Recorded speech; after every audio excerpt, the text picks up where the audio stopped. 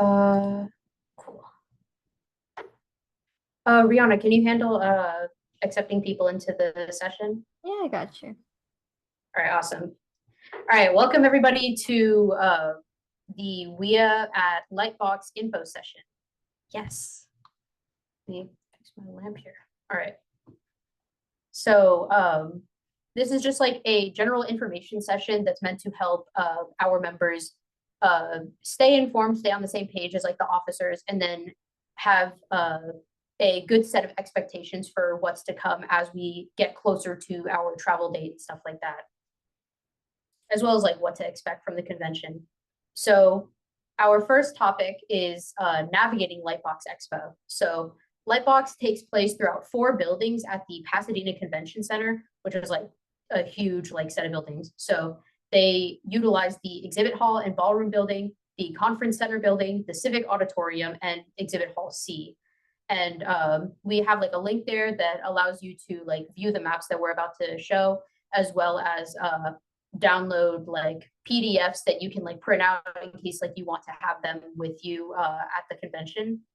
But this is just the general map of like the area. You can see like Hotel Dina. This is like an affiliate hotel. And then like the adjacent streets. So for the exhibit hall and ballroom, it contains the artist alley and exhibitor show floor, programming rooms for ballrooms F and G, registration, concessions, and a Starbucks. And we'll get to it later, like about like food and drink and stuff like that, but at least you know like where those are. So when you arrive at the convention center, whether you're arriving like a day before or the day of, you will be showing up to registration in order to pick up your tickets.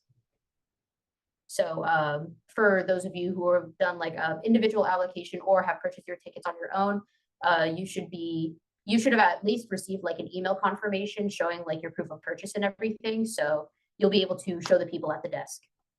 And for people who did it earlier, you'll probably have it like mailed in if you haven't already. The conference center building contains like the majority of Lightbox's programming rooms. So it's like a whole lot. There's bathrooms, stuff like that. I'm pretty sure the Civic Center auditorium and stuff like that are used for bigger events and showcases, like maybe screenings or something.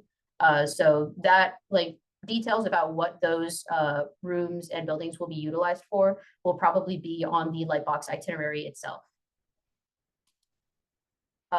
As for the general conduct FAQ, being professional and normal, the dress code is business casual to casual wear, since you are like interacting with industry professionals, you're networking, like some of you are probably doing like portfolio reviews and meeting different people that you would want to present nicely for. It's not like super like tight neck, like collars, whatever, like you need to like dress to the nines. Like you can dress in like a nice shirt, like jeans, khakis, whatever. I've gotten a couple questions about this, but this is not the kind of convention that like you cosplay for or dress up like you're going to like MegaCon or something like that. So I don't know, you've been warned. For business cards and mini flyers, these are recommended to help like sell yourself as like an artist, as like someone who is aspiring to enter the industry, as well as to network. So if you find people that are like-minded, that are going into the same industry or are in the same industry as you want to be in, or like recruiters, like etc., like these are good to have on hand. Like maybe get like 100 or so, like a couple hundred, I don't know, and kind of like parse them out throughout like the 3 days that you're going to be there. Digital business cards and QR codes are also convenient if you're unable to get business cards and mini flyers done in time. Just anything that'll allow people to find where you are, either on like LinkedIn, your portfolio site, socials, whatever. For food and drink, vendors will be available on site, like in the concession stand places. We couldn't find exactly like what vendors were going to be there besides the Starbucks, but we were able to find that there's at least be like food places, kiosks, etc. as well as like restaurants surrounding the convention center itself that like, you can leave and come back to. There might be food trucks, I'm not really sure. But from what we could find, snacks and water like are permitted, like if you have them like in a bag or something like that. Just be courteous, keep your trash until like you're able to throw it away, etc. For portfolio reviews, if you're getting your stuff looked at by like say portfolio reviewers that are like independent from different like art foundations or from companies themselves, it's recommended to save your works in case you're unable to connect to the internet. So you're not wasting like precious time trying to just get a hold of your portfolio site itself. Make sure you pay attention and are courteous to the people reviewing your work. So no like wandering eyes or like being impatient, like going on your phone, whatever. Like you want to show respect to the people taking time out of their like convention to look at your work and give you feedback. Have a good idea of what you want reviewed ahead of time. So if you're looking to get into visual development, try and have work that more closely aligns with that kind of stuff rather than work that might be considered more irrelevant. This goes for whether you have like a robust like personal portfolio or if you just have like student works and stuff like that you want to show off.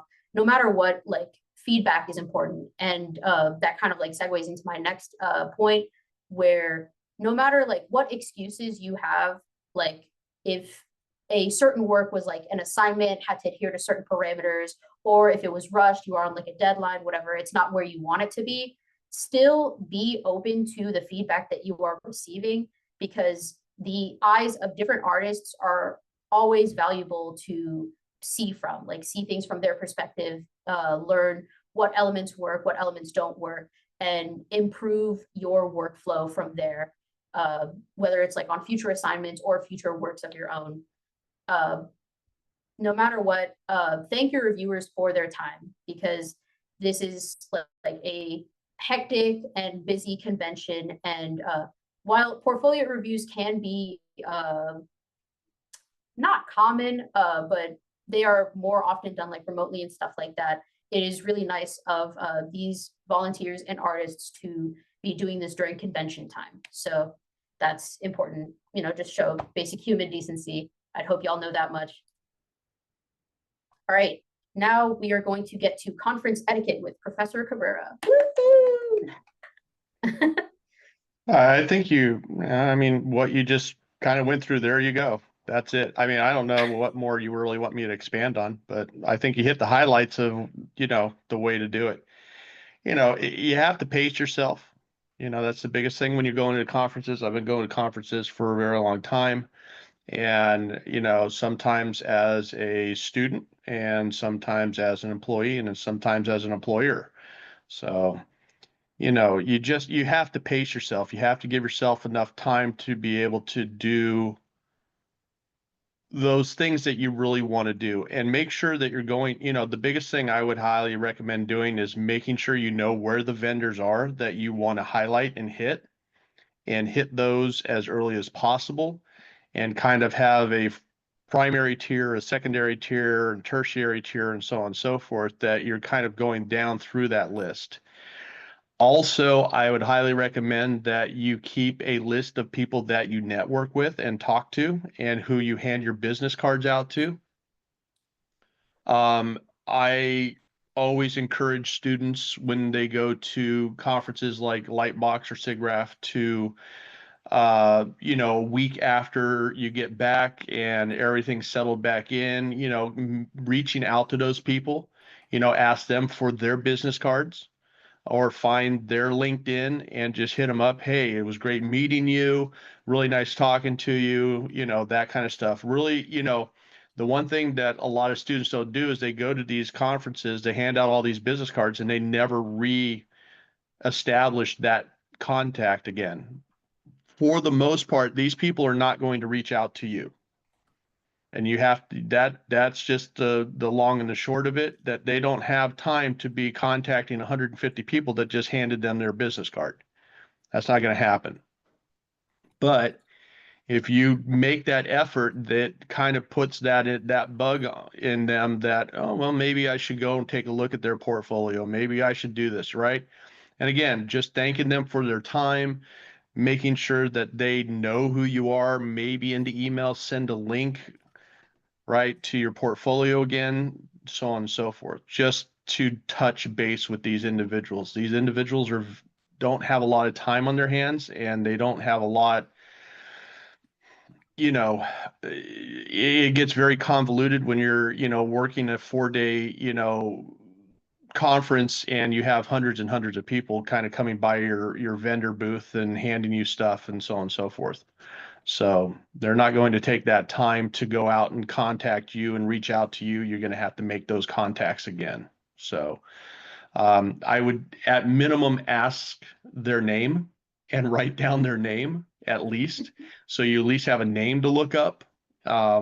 A lot of students, I was, even last year, I was talking to several students after I came back from Lightbox, and they're like, oh yeah, I met this person and this person, they were working here. Well, what was their name? Oh, I don't know. I'm like, well, that's a contact lost. So, you know, other than that, obviously be courteous. You're not the only person going there to try to make those contacts and stuff. Don't be over anxious with, stuff. Don't, it's good to, interact. It's good to be proactive and go up and talk to these people. Again, they're not going to come and seek you out. You have to seek them. And but when you do seek them out, obviously, don't, if you go to, let's say, the Pixar booth or the DreamWorks booth, don't start railing about how fantastic Wild Robot is. They know that. They don't need you telling them that. Engage in something other than their current project, right? And again, I highly recommend, if they're at the top of your list, if these are top list vendors that you want to see, do some research on them. Find out what they're working on. Find out what they've worked on in the past, right? If you're seeking out individuals, it's always good to have talking points that are not just the most current thing. Everybody knows the current thing, Questions?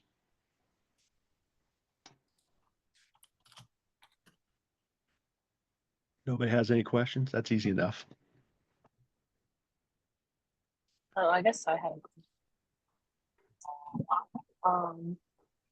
What if like someone you could, I guess, because Can this you is turn happening. your mic up, Lindsay? I can't hear you. Oh, Sorry. I will try.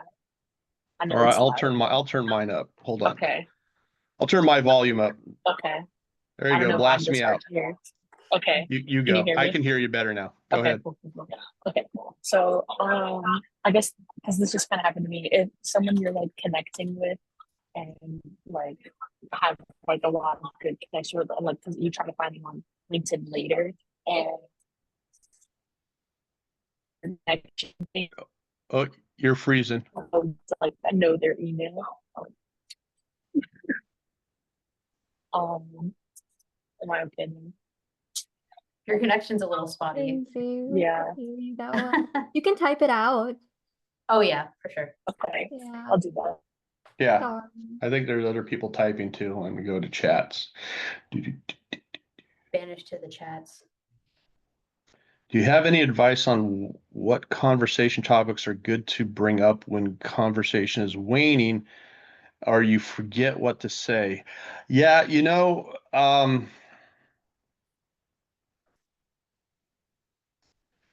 one of the things that I would, it case by case basis, obviously, and who you're working with and who you're talking to and stuff like that.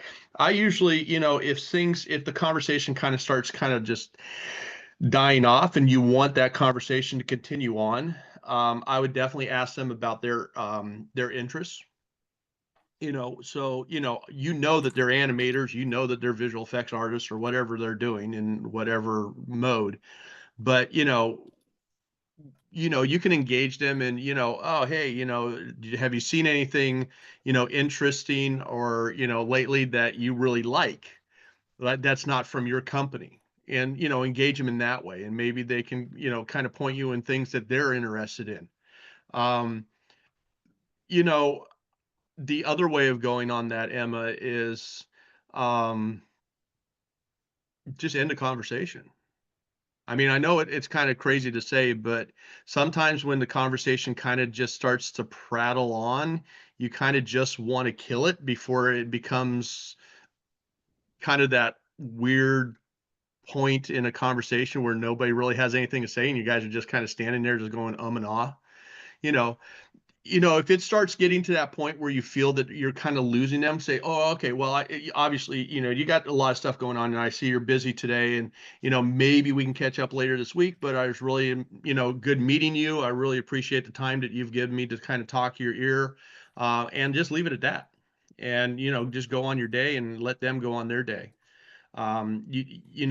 Again, I will tell you time and time again, there's a lot of stuff going through a lot of people's minds when you're talking to them about this, that, and the other thing that's going on around them.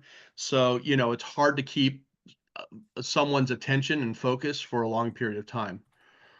So that's really my suggestion, Emma. If you forget what to say, if you do forget what to say, like, just take a breath, say, look, especially when it's kind of initializing the conversation, say, hey, I came over here. I really liked these projects that you guys worked on your company. I looked and saw that you did this and this on here. I'm really interested in your style or your way of animating, and and kind of move that way through it, right? Does that help you at all?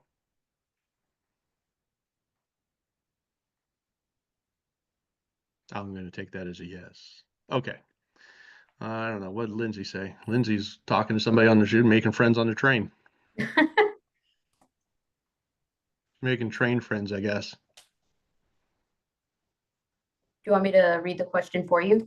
No, I got it. So basically, when you Okay. go to their LinkedIn and their connections is for invite only, you have their personal email to send a connection, but you're really connected to. If you have their personal email to send a connection, but you really connect with them, is there another way to get contact?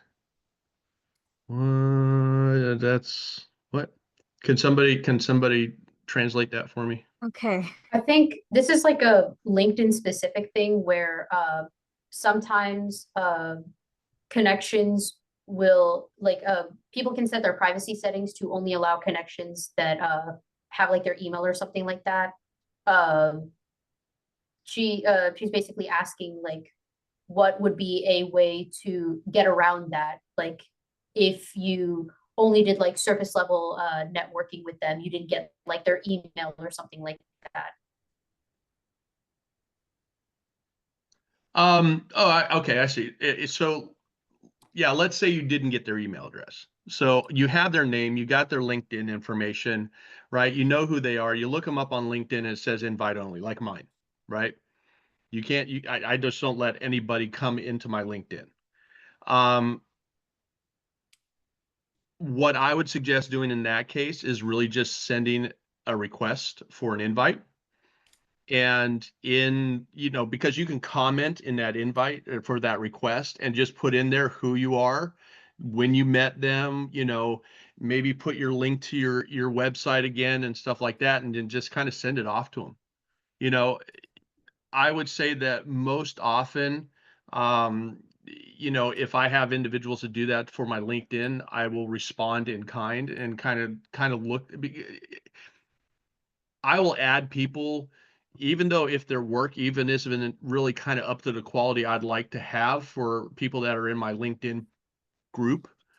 I'll add them just because they're being proactive and coming in, and maybe they can make a connection with some of the people that I know. So, again, I applaud individuals who make those types of kind of reach outs to me, and I think a lot of other people do also. I would say that I would probably in most cases try to contact somebody through LinkedIn before I actually try to dig out their personal email and email them directly. That gets a little creepy sometimes. So I've had people do that and email me directly at even my UCF email account, and I'm like, ooh, that's kind of weird. So asking for me to add them to LinkedIn instead of just going through, does that make sense? Hopefully that's I don't know if that's answering your question, Lindsay, but I hope it is. Yeah, that helps. Okay. I don't know if you can hear me. Yeah, I can. Yeah. Okay. It really just comes down to that. So. Okay. Yeah, because there's someone I really connected with, and then I like searched them up, and it was like invite only, and I was like, I would okay. just send a request and reestablish who you are. Maybe send your portfolio link again and say, hey, it was really good meeting you. We had a really good conversation. I'd like to continue that conversation if you have time. People respond to that. Don't go on there and say, hey, add me. Yeah. Or I don't, I like individuals who actually put some comment in their request also, instead of just sending out it feels like they just are blanket requesting everybody that they met, if it's just a request without any type of commenting. Does that make sense? Yeah. Yeah. That's the way I would handle that situation.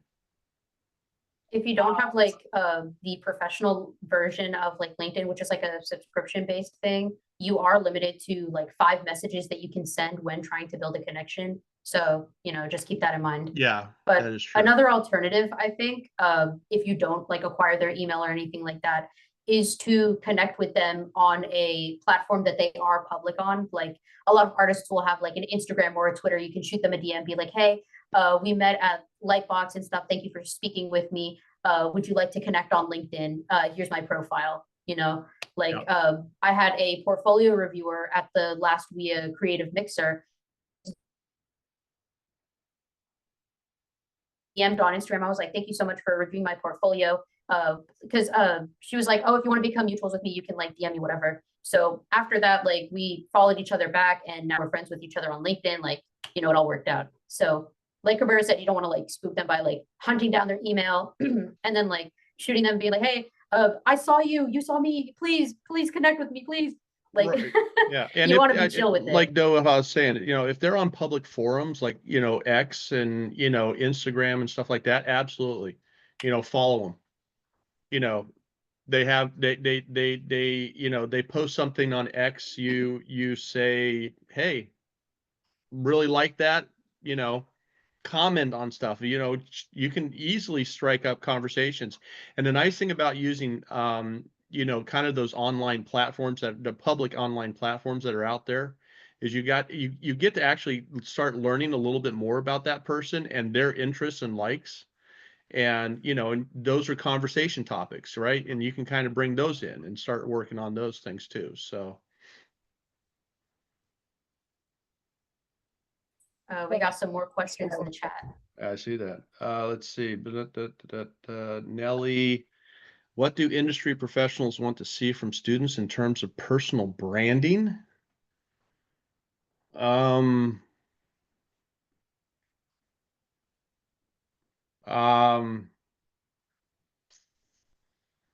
that's a interesting topic. Personal branding,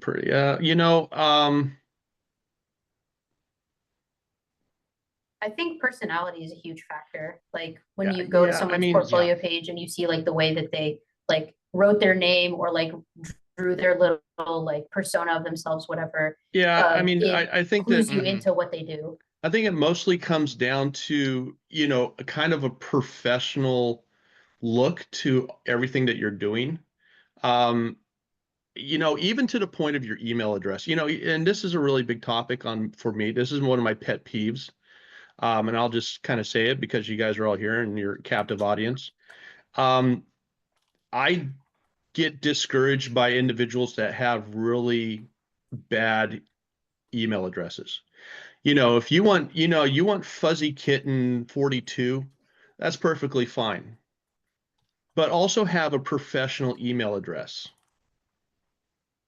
because there aren't a lot of people out there that are going to take you seriously when you're fuzzy kidding. I'm just saying, right? Unfortunately. You know, yeah, I mean, that's just the way the industry runs. I mean, that's just the way it is. You know, it is a business, and people want you to, you have to remember that school is not the industry. And we tolerate a lot more in, I know it kind of blows your mind, but we do tolerate a lot more in college than we do in the industry. And one of the things that we don't tolerate is inappropriate email addresses, right? If you want to be taken seriously, it starts at very fundamental things like a good email address, and moving on from there. You shouldn't have a lot of really kitschy things on your web, your website or your portfolio. Um, there is we can have that discussion about fan art. But I would definitely discourage having a lot of it on there, because that kind of starts showing that you kind of are a fanatic about one idea or one, you know, I don't know. It kind of can get out of control. You want something to look nice, clean, presentable. It has readability. It doesn't have some crazy fonts. And Doha and I went around on fonts just on the business card just yesterday, right? For like 30 minutes, we're talking font. It's all about your presentation, and that's your personal branding, Nelly, and everybody else that's out there. You don't want to be viewed as someone who just likes the kitsch, who's someone who's just kind of out there just doing the newest and latest thing on, it has to be something that is very professional and looks very clean, very neat. It has order to it. Things are, when you click on something, it takes you to the right page. When you click on something, it has descriptions of what people are looking at and all that kind of stuff. That's very important when you're working on portfolio. Links to Hopefully your that helps socials you. as well on your portfolio website help a lot. Like at the bottom, like in the footer page and stuff like that, helps them find where you are on different platforms. Right. You want to have like personality, but still like maintain that polish that Cabrera was talking about. Let's see, Ashlyn, what if I don't get to talk to them individually but attended their panel? Can I still reach? Absolutely. Yep. I would highly recommend, even if you're not able to actually personally meet them and talk to them and hand them your business card or whatever you're working with, definitely if you attended the panel, you make them know that, right? Hey, if you can find them on X or whatever social media or whatever, wherever you're looking, or even on LinkedIn, and they only have invite only or requesting, right? Send that request. Hey, I was in your panel. I didn't get a chance to meet you, but I really thought that some of the stuff, this and this and this that you were talking about was really interesting. Is there any time that we can kind of, get in contact with each other and kind of talk about here's my website, go on from there. Yeah. Does that help you? I don't know if you saw, but she gave like an enthusiastic thumbs up on camera. Oh yeah, I don't see everybody's cameras, so. Let's see. Yes. Yeah, it's appropriate to talk to them on. Is it appropriate to try to talk to them off stage or after the panel is done? Yes. Just don't jump over ropes and try, and sit there and say, hey, hey, hey, right? I mean, obviously that's not going to get the right attention that you want. You know, yes, if after the panel and they're hanging around and stuff like that, which a lot of presenters do, especially at Lightbox, yes, you can go up to them. I would definitely engage them in conversation if they have a chance. Don't interject yourself directly into the conversation, but at the same time, you know, if the conversation or the topic is kind of waning, you can go, oh, hey, by the way, my name is Kessa and I'm at, UCF as an undergraduate in animation and visualization. And I'm here just kind of, trying to understand what's out there in the industry. And I really like this, this, and this that you just presented in your panel, so on and so forth.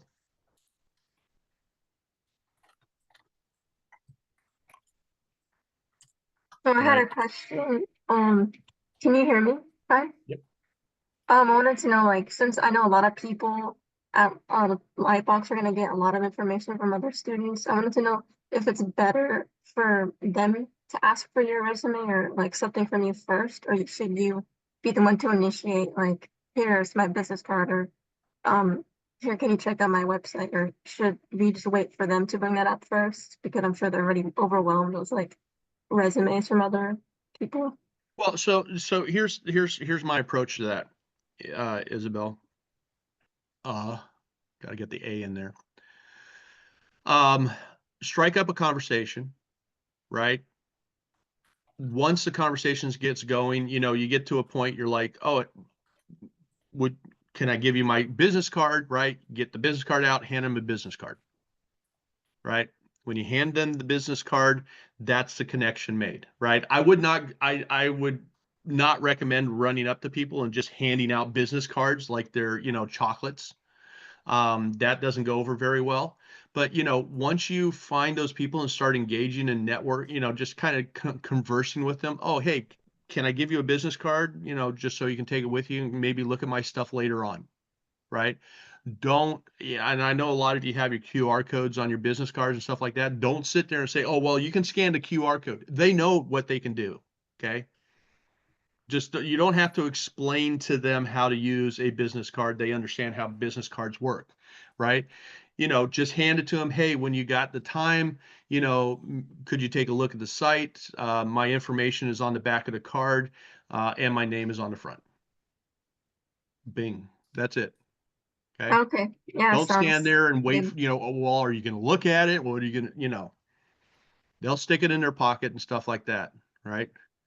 Yeah, Okay. for sure. Thank you. Anybody else? Let's see. I'm running down. We have another question from Emma. Emma had a professor tell me to specifically not introduce or market myself as a student. I would, depends upon which professor told you that. I would tend to, well, see, that's a slippery slope, because if you also don't want to market yourself as a professional. So I would tend to say that I wouldn't bring up that you're a student unless they ask you what you're doing. Does that make sense? Just involve, right? Hey, I'm an animator. I really like this, this, and this about what you're doing, and so on and so forth. Oh, well, where you're animating at? Well, at the moment, I'm going to be graduating next year at UCF in their animation visualization, or character animation, or graphic design, or whatever it is, illustration, right? I would not proffer that information at first. If they if they want to know more about you, and they start kind of digging on that, then yeah, obviously offer that information up to them. But, I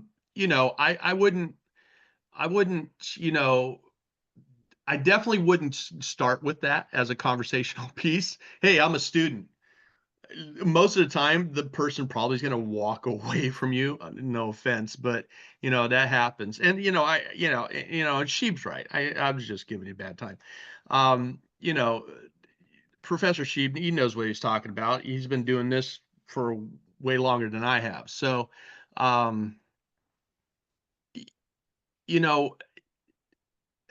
it's hard because you don't want to be caught in that situation where you're always considered a student, but at the same time, you also don't want to be caught unaware when people think that you could potentially be a professional in the industry.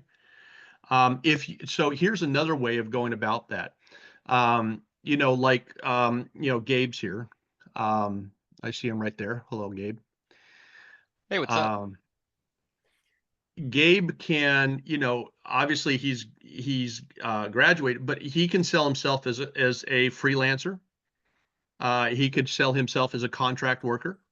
You know, those are things, and if you've done that type of work, I definitely would lean more towards that than the student side, even if you are still a student.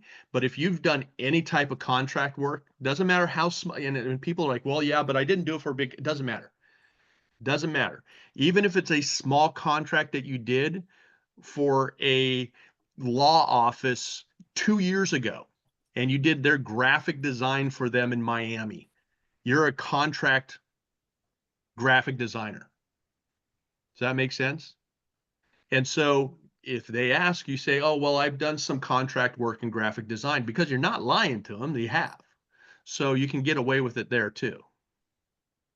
hmm And also, I'd like to add, as someone who went to Lightbox last year as a student and is now coming as a recent graduate, I would say that I do agree with Cabrera that being a student or your status as a student is something that you should say for later in the conversation, because if you make it immediately clear that you are a student, that typically starts to form preconceived notions in the other person. It makes them think that you're not ready or you're still working on a degree, and it can, at worst, it can seem like you're selling yourself short. So I think it's best to introduce yourself as an artist for who you are and let your work speak for itself, regardless of quality. And then that status, as whether it be a recent graduate or a freelancer or a student, that can come later in the conversation. Yeah, But I first agree. is your Yeah, personality and your yeah, work. I agree. That is exactly the way you should be approaching every single conversation you have at Lightbox. Because I will tell you time and time again, if you tell people that you're a student, that's a disqualifier. They're hmm not going to take you seriously. Oh, well, they're a student. They don't know what the hell they're talking about. Move on next. They won't even look at your portfolio. They probably Yeah. won't even take, some of them won't even take a business card from you if you say you're a student. I've seen online places and like applications say like for example like the WIA student collective ones, portfolio review applications, etc. For different companies, they will have like a professional level kind of category, and you can say like where you are in the industry. I've seen the labels like aspiring artist or looking to break into the industry, like those kinds of labels. How do you guys feel about that? And say that one more time. Like, I was reading Emma's response. oh, Sorry. how do you feel about introducing, like once you introduce yourself, before saying that like you're a student, saying like, oh, I'm an aspiring animator, I'm an aspiring like look developer, this, or I'm looking to break into the industry. How do you feel about Personally, that? I think that aspiring is a very redundant adjective. Either you're an artist or you're not an Right. artist. I was just going to say the same thing. You either are or you aren't. You're not aspiring to be something. You're either the artist that you are and you're growing to be a better artist that you already are, or you're not. You're not aspiring. You guys are all you're all in degree programs right now. You're not aspiring anymore. You're an artist, whatever artist you want to be, an animator, a visual effects artist, a lighting artist, you know, a concept design artist, a character modeler, whatever that may be, asset environments, whatever, right? You're not aspiring to do that. You're doing that. You don't, you know, uh, uh, so I come at this a little bit differently, because when I was going to these conferences, especially as a student, I was in an MFA program and not a BFA program. But how I did this and how I got around kind of the student thing is that I would talk about the projects that I was working on, like they're actually film projects that were being done outside of a school. So, for example, one of the projects I was working on was it was a project called JBARDA. And this project was a large project that was actually being done in my MFA program, and I was working all the digital lighting. And so I had shots of the digital lighting that I was working on in those shots, right? So I would sell that as a group funded project instead of actually going out there and saying, oh, by the way, this is a student film.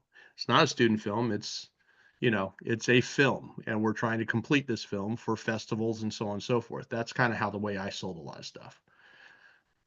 You can finagle it so it doesn't sound like you're actually lying about it, but at the same time, it's not always kind of full truth. I don't really, I don't want you really to be untruthful about things, but at the same time, kind of you don't want to wear the student on your sleeve. No, I for the most part, they'll probably already know your students. So we can see students coming a mile away. It's that it's just the way it is. You all have to kind of understand that when we're interacting with people that have been working in this industry, there's a different cadence and a different way of communicating than students have. And when we talk to students, we some of the verbiage that is used and some of how we actually use words and stuff like that is a little bit different in the student side than it is in the professional side. So we can kind of sniff you out, but that's that. Other than that, you just don't want to, I would even go to the point, and this is just me. You can take my suggestions. This is all suggestions. You all can handle yourselves the way you want. You're all adults. You don't have to do it my way. I would not wear a single thing that says UCF on it when you're at the conference. I would not wear anything that shows a college. First of all, I don't consider wearing that as business attire. And second of all, for the most part, people that are wearing those are actually either affiliated with the college or a student at the college. When you get into you'll find in the industry, you don't find a lot of people wearing their alma maters. I don't walk around with a bunch of SCAD shirts on. So It's funny how you mentioned SCAD, because a lot of the people who I met at Lightbox who were from SCAD made it very clear that they were from SCAD, yes, which was very funny and also a little it's embarrassing. it's kind of sad. There is I will tell you, Gabe, there is a entitlement that comes from a lot of people that go to SCAD, and they definitely wear that on their sleeves pretty succinctly. You can tell us when you go to Lightbox, you'll tell who the SCAD students are. You'll see them, and you'll go, "Oh, they got to be SCAD students." They're a different breed altogether, and I say that I am one of them. I am an alumnus of SCAD. I went there and got my MFA. It takes one to know one. It does. Exactly. It absolutely does. You can definitely tell at these conferences who's going to SCAD and who isn't going to SCAD. You don't want to walk in there with an air that you know more than anyone else in there. That's a really bad way of actually coming about, especially at Lightbox. SIGGRAPH, it's even worse. So, the best I can possibly tell you all to do is act yourself, be cordial, introduce yourself as an individual seeking employment in this industry, and be as truthful as you can be about your work. Talk to them about what you're interested in. Talk to them about what you're working on. Don't bring up assignments. Don't bring up, oh, well, this is a team project and this is an assignment. I've been working on this assignment. Don't say those types of things, right? I've been working on this individual project for the last 2 weeks, and I'm kind of working on the lighting, or I'm working on a large piece for exhibition, right? For all of you that are seniors that are sitting here listening to me, because you're working on an exhibition piece. That sounds a lot better than, oh, I'm working on a project for for my class. Just saying. Any other questions? Would thesis film be acceptable verbiage, or is that also like a tell that you're a student? I would, I mean, yeah, I probably wouldn't use thesis film. I'd Okay. probably say more, because it is going to be an exhibited film. So you're in the progress of working on a film that will be in an exhibit in a gallery space for a period of time. I think that one thing that if you say thesis, and this is one thing I don't like about what we have kind of right now, if you say thesis film, they think you're a grad student. Because that's what grad students do, is thesis films. I would just say exhibition film or exhibition project, depending upon what you're working on. I'm working on this nice animation that I've been working on since January of last year for an exhibition that's going to be happening this spring. Bam. There you go. Well, Right? That sounds pretty good. I'm just saying, and it's not untruthful. That's what you literally, all you seniors that are sitting in here, that's what you've been doing. You've been working on an exhibition piece since January of last year, it's true.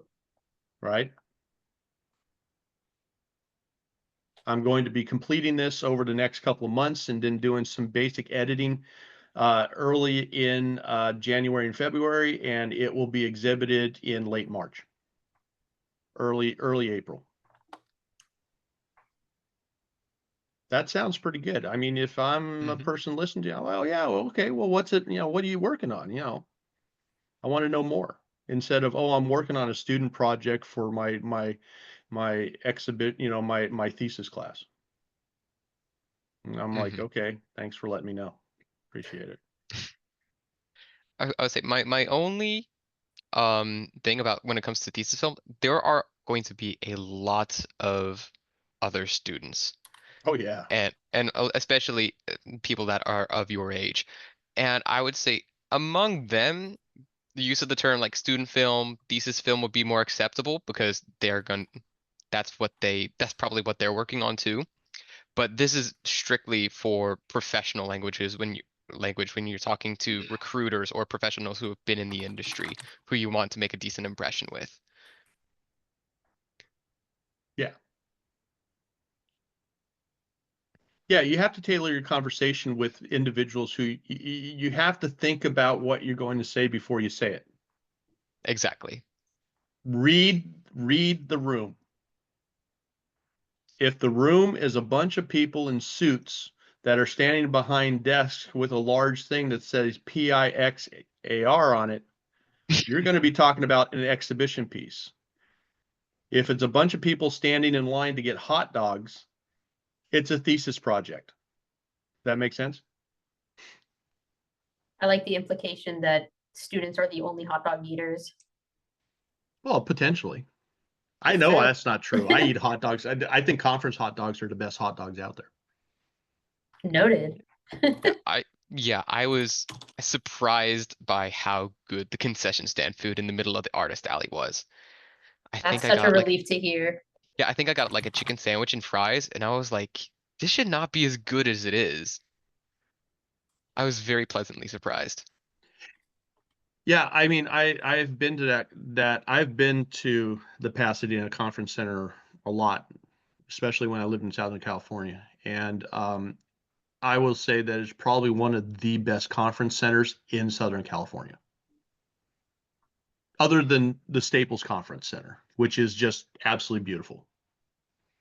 But outside of, the Staples Center, I think Pasadena does a fantastic job in what they present at their conference center. And there's a reason why LightBox is there, is because they do a really good job. obviously I wouldn't be walking around in Pasadena at 3 o'clock in the morning, but I don't walk around in Los Angeles anywhere at 3 o'clock in the morning. You know, use your wise ways of looking at a large, massive city like Los Angeles basin, and make sure you got, people know where you're going, blah blah blah. But there's a lot of food in that area. The hotels I think are for the most part pretty good in that area.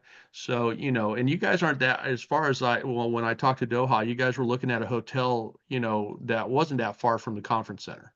So I think it was only like what, 10 minutes or something like that from the conference center. Yeah, 15 minutes. like not very far. It's like 5 to 6 miles away. Yeah. And you'll get the lay of the land pretty quickly. That's the nice thing about conferences, and I'm sure Gabe can kind of chime in since he's been out there. It's not that hard to find your way around in that area of downtown Pasadena. That is true, yeah. I was, I, last time I was there, I was at a motel called Saga, and it was just like a 10-minute bus ride up the street, and you were at the convention center. And everything is pretty much centralized along this strip of road. So as long as you stay around that area, around in that area surrounding that road and the shops surrounding it, you should be fine. Like Pasadena is a very, very pleasant little bubble of the LA area. And I think if you stay within those limits, there's no reason to go outside of them unless you have like an outside obligation or like a party or something. You should be just fine. Yeah. I mean, if you're, I would probably stay out of South Pasadena, but that's just me. Hmm. If you start seeing signs for Alhambra, you're going the wrong direction. Just because you're literally going down towards Montgomery Park in East LA, and that gets even sketchier and sketchier. So again, make sure people know where you're going. Make sure you have the buddy system's always a good thing to have. I believe you guys are doubled up in rooms, so you'll have roommates to work. Be careful out there, but it's not terrifying. I know some people have this weird sense that Los Angeles is a crazy place, which it can be. Yeah. But at the same time, it's an exciting place to be because there's just so much going on. You'll see a ton of things going on just around the conference center. Hmm. Yeah, it's not Gotham, contrary to popular belief. I think it's actually a very pleasant spot. Yeah. Yeah, I agree. So, any other questions for me? That I is. have one last question for you. Yeah, Nelly. Is it appropriate to like talk about other things, other avenues you're exploring, not just your niche or the part of the industry you want to go into? Yeah, of Yeah. course. Yeah. Yeah. I mean, talk about what you're interested in, especially obviously don't talk about your favorite anime unless Right. they broach the subject again. If you use common sense there, but I would highly recommend to talk about all of your interest as it pertains to this industry.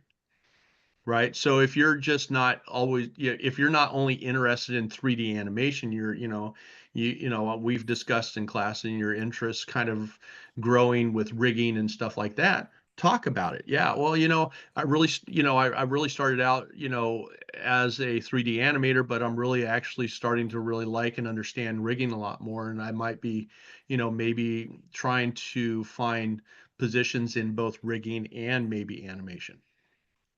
Okay. And like pertaining to like say, oh, I'm also pursuing a career in education, would that be beneficial in any way?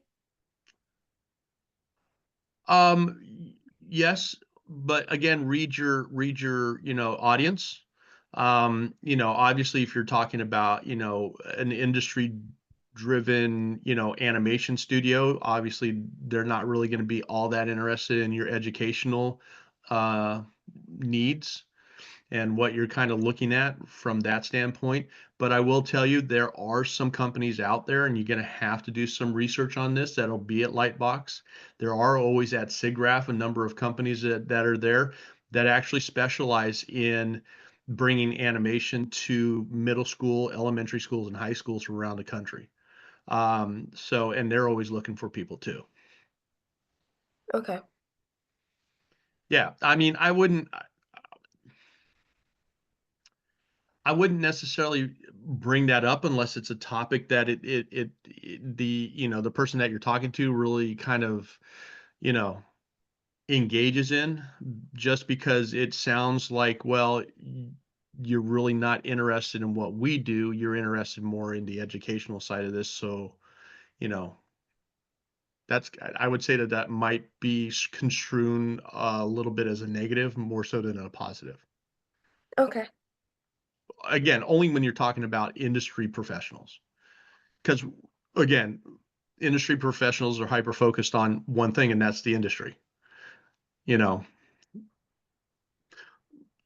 I I will tell you that if you do broach that subject with some people, especially individuals that are more along the older side like me, we're going to look at you and go, oh, there's no money there. Okay. You will hear that if you start talking about education. Okay. That works. Just saying. No, I But understand. you know, it's a case by case basis. If you find somebody and you know and they're talking about, oh, well, we're thinking about educational programs and this, that, and the other. Oh, by the way, yeah, I'm really interested in educational programs too. I'd like to be able to marry what I know in the animation and what I know in animation with what I can do inside of a classroom. Okay. You know. Yeah. And then that's kind of that move towards that kind of conversation. All right. Thank you. Yep, you're welcome.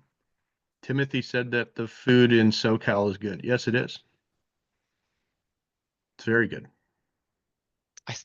I missed my chance to get In-N-Out burger last time. I do not intend to make that same mistake this time. Oh yeah, no, you got to go to In-N-Out. We'll have a group WIA trip to the local In-N-Out. Absolutely. Oh my God, we need to. Yes. You got to find the closest In-N-Out burger. Fantastic. Gabe, DM me. They are Absolutely. a Los Angeles establishment. You have to go. All right, any other questions for me? Not a question, but something that I wanted to like quickly mention, based on points that you and Gabe made earlier about networking with industry professionals versus students and stuff. Something important that I've learned from like previous industry speakers and stuff is that you don't just want to network up, like networking with like recruiters or people that are already like established in the industry, people that you look up to, whatever. You also want to network adjacently. So connecting with other people that are in the same spot as you, like amateur artists or people that are breaking in, fellow students, stuff like that. Like those are valuable connections to have, because you never know who the people that you know are going to know, you know? Yeah, I would I have absolutely to, agree. Yeah. I would Yeah. have to, echo that sentiment, because where your network starts is with your peers, and you're going to find a lot of people in the same space as you are right now.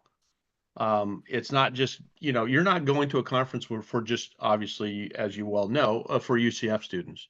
These are students from potentially around the world that are coming to Lightbox.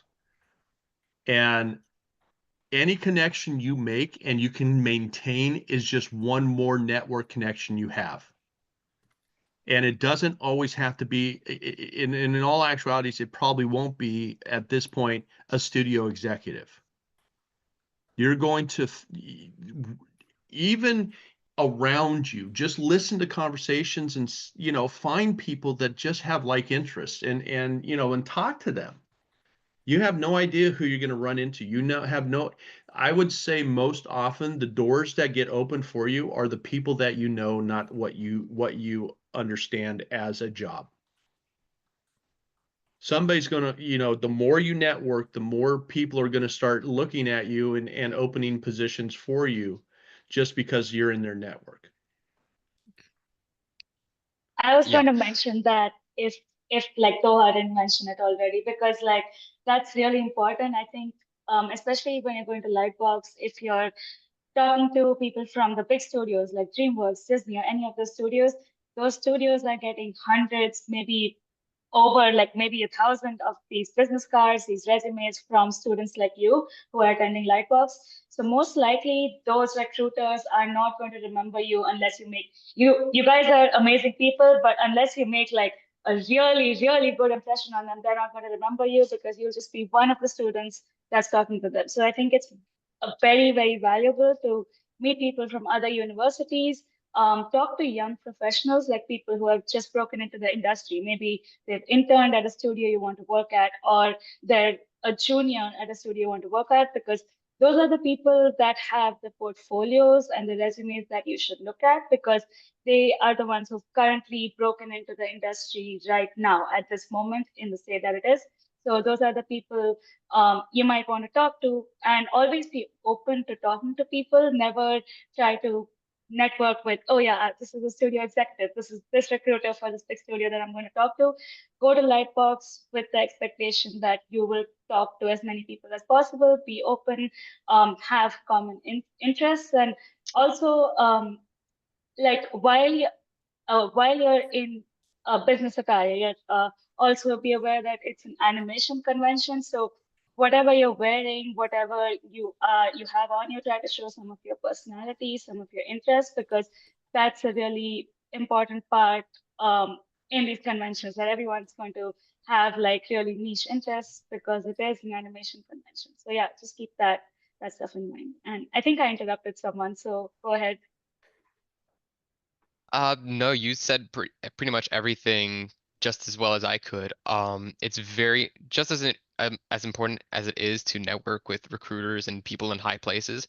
It's also very beneficial to connect and connect is a very improper word. Make friendships with people who can grow alongside you, because that growth that you share with them will only strengthen your bond.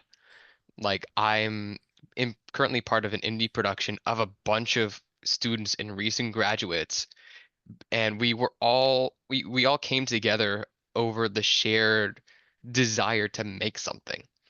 And I have very few connections really with people in the industry, and the people who I do have connections with who I have strong bonds with, have only been in the industry for a couple of years. Like my friend Sabrina and Lynn, who's a graduate from experimental animation just a couple of years ago.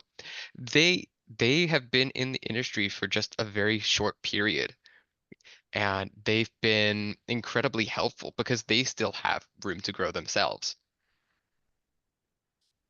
Yeah, I mean, since we're all, you all are sitting in here right now, there's one thing that you have already in common with a number of people that will be at Lightbox, and you're all members of WIA. And Huge, Mhm. huge you know, point.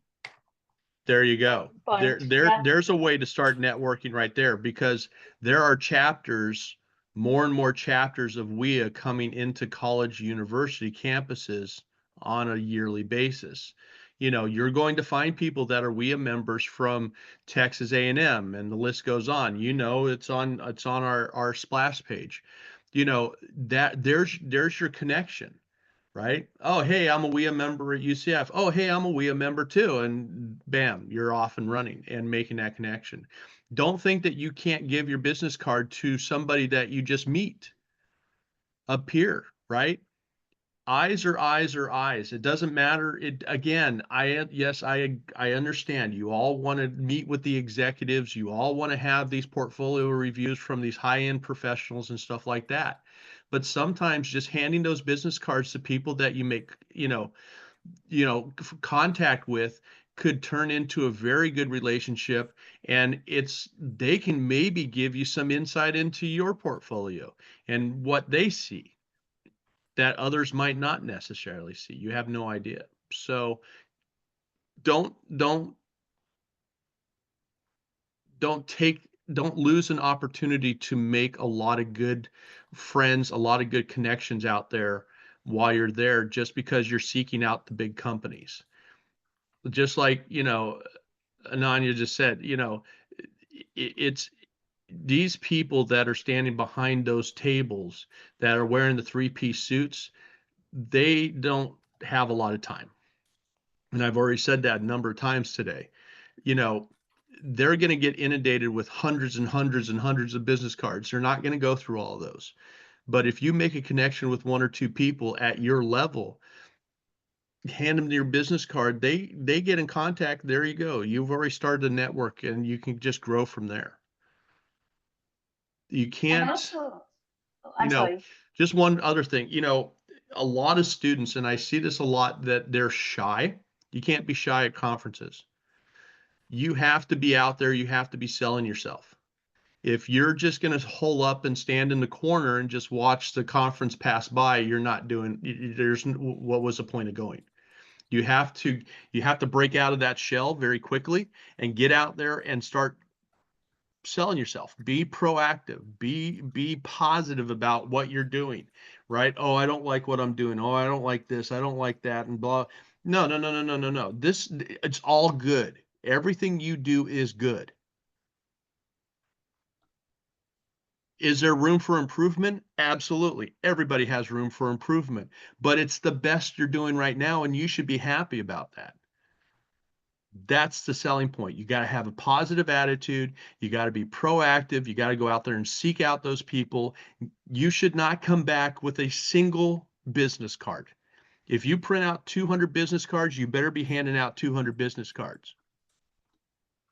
And it doesn't mean that you're just going and throwing them on tables here and there. You're meeting people, you're talking to people, you're handing them out, handing them out, handing them out, handing them out, handing them out. I've been at SIGGRAPH years, especially when I was still at SCAD as an MFA student. I would go with 500 business cards and not come home with any. And I wasn't handing that all to, you know, Sony executives. I was handing that all out to anyone and anyone that would listen to me. I was talking to people here, there, and everywhere. I'd give them to my friends and go, hey, go over there and hand those out to those people. Go talk to them, see if they're interested in what we're doing. You know, you got to be on it. It's 4 intensive days of selling yourself. There you go. And also, some advice as an introvert myself. So when I was younger, I used to struggle a lot with like talking to people and like going to these things and like starting that initial conversation. So what really helps is when you're making those conversations, like you might not want to just go out there like, okay, yeah, this is like you might not have that personality. You might not want to do that where you just go out like, oh, this is me, this is who I am. Some people can do that, some people can't. So something that helps if you want to make a lot of conversations with people, you obviously don't want to just stand there. As Cabrera said, you want to make those conversations, you want to make this connection. So something you can try finding common interests, like people might be wearing badges, they might be wearing things that you like, they might, if you go to the artist alley, they're selling art that you like. So finding that common connection with individual people that you see at the conference, that might help to start a conversation and then see where it goes from there. So obviously, if you're doing this at a conference, some conversations might not go as planned. They might just fizzle out because you never know at what time you're catching these people. Some of them might already be burnt out from doing the whole day of networking and talking to people. So keep that in mind. And if a conversation doesn't work out, just like say your goodbyes, close it off sooner, and you can just move on to doing the next thing at the conference. And, you know, and I just like Ananya was saying, I completely agree. I don't, when I say don't wear kind of graphic shirts and graphic t-shirts and stuff like that, but you can accessorize. And we can get into accessorizing, right? Exactly. You can have a backpack that has, you know, your little tchotchkes on it, and you know your little anime things and stuff like that. As you well, most of you know, I don't know anime at all, but you know, you That's can not have even your true. you can have your, you know, your bag or whatever. You know, you can wear a pin that has, you know, your favorite anime character, or your Pokemon Go player, what, you know, whatever, because it's not that you want to wear it as a badge across your chest or on your back, but just those little things. You might be standing there and just in line or something, and somebody says, oh, you really like that? Yeah. Oh yeah, you do too. Bam, you're on. There's a conversation right there. Yeah, so find your things. So find out what you like. Maybe it's you like badges, you like bags.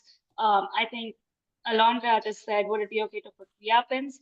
I think that's good. Like WIA is, so I've done a WIA mentorship when I was an undergrad from India. So WIA is a worldwide organization that is present in a lot of countries all over the world. So definitely, if you have WIA pins, put them on your bag.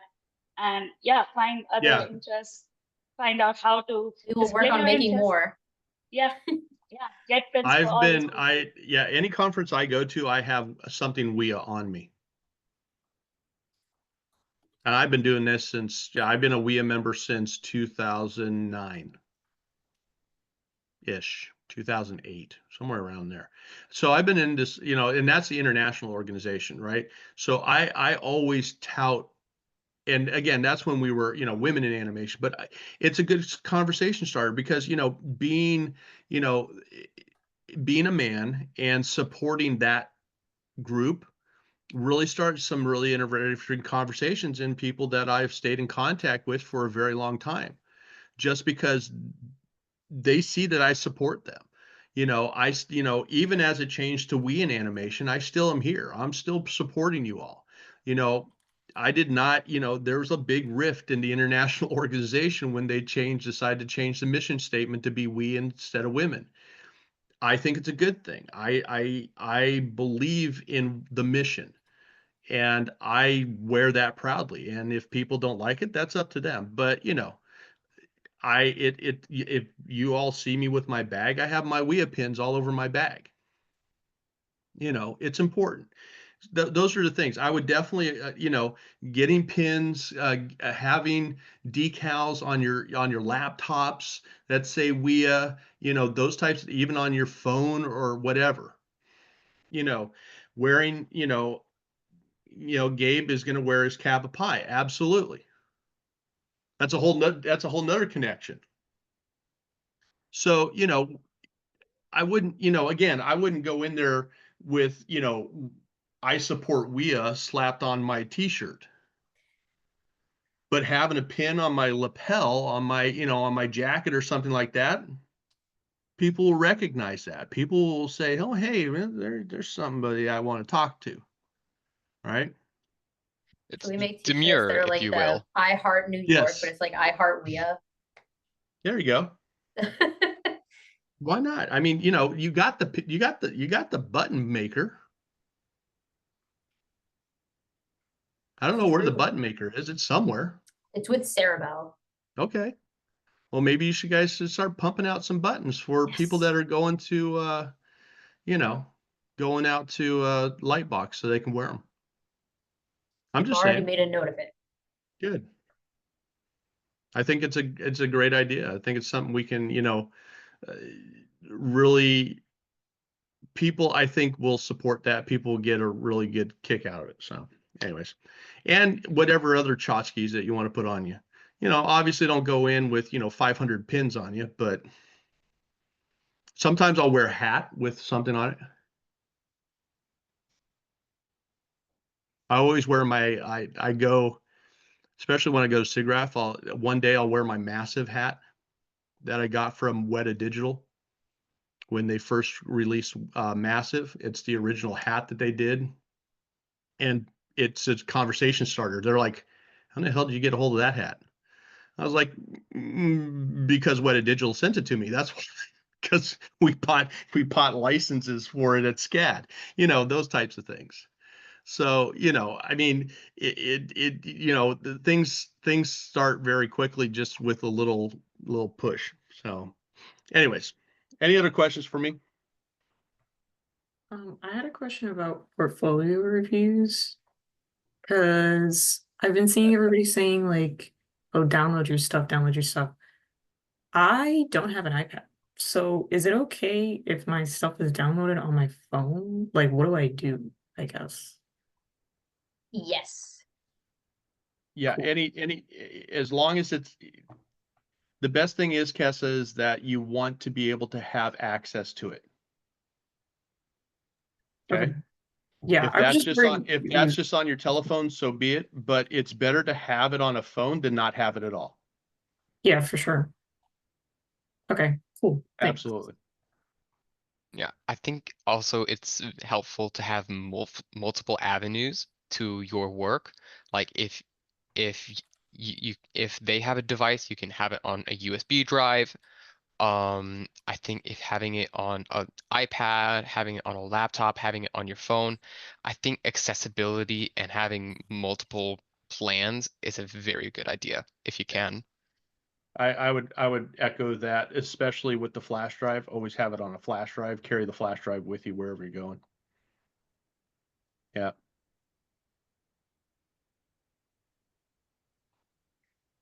Anybody else? Also, if it's a flash drive, empty that flash drive, just have your demo reel or your portfolio stuff on it. Like have it be a very clean flash drive. Don't have like 10 folders of your class assignments Right. and then the demo reel Mm-hmm. somewhere in there. Yeah, exactly. Yeah, I completely agree with that. Yeah. The flash drive just has your portfolio. Nothing else on there, especially, like Ananya's saying, don't have all your student work in 15 different oh, well, you don't want to have the worst thing you could possibly do in that situation is sit there and go, I don't know which one it's in. That you're out. You're done at that point. Because Yeah, that stuff. if you can't even manage files, they're not even going to listen to you. That stuff in university is fine, but like if you do that at Lightbox, they have to move on to the next person. Like they can't wait for you to find your stuff and then show it to them. So you have to be very, very organized with everything that you have when you go to Lightbox. Take the case off during reviews. Take the any device with tablets covered in. Yeah, I mean, Emma, yeah, I probably wouldn't have a bunch of unprofessional stickers on my laptop or tablet or phone and stuff like that and whip it out and people are like, whoa, hello, what's that? So that's an interesting sticker you got there. Yeah, I would probably just I'd pull it all out of the covers if you have that kind of stuff on there.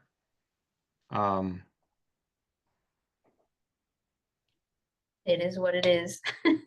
Yeah, it is. I mean, yeah, you have to be the judge of what you believe is appropriate and not appropriate. I can't really make that determination for you because I'm just one person, but you really need to get into, the business of self-regulating. If you look at it and go, I don't know, then it probably shouldn't be on there.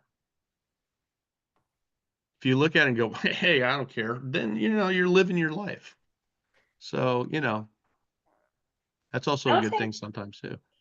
Yeah, I would say it depends on what you classify as unprofessional. Like, I would say as long as it's appropriate and it's not something that's like creepy or weird, like if you just have a bunch of like stickers from animated shows or some fun stickers that your friends made or like some art that you like, I think that's still okay, even though it's not technically professional, like it's not it's not your brand or like it's not something that you have on your business card. If it's just some art that your friends made, I think it would still be okay as long as it's appropriate. So you'll have to look at your, you'll have to just look at your iPad and see if there's anything that should not be there. But other than that, if it's just stickers, I think it's fine. Yeah, I mean, yeah, I would have to agree. I mean, obviously, anything with foul language on it, I would definitely take off. Anything for with, sure. Sexual innuendos, I would take off. Those types of things. I would definitely wouldn't have that on any of my stuff going to Lightbox or any other conference. I mean, Emma, you said that there's pigeon and anime stickers. Yeah, that might be okay. It depends on what, which animes they are and how risque those animes are. I don't know. Live in a slightly different culture than when I was doing high amounts of traveling through conferences 20 some odd years ago. So yeah, it does depend. Yeah, just like Ananya said, it depends on the anime.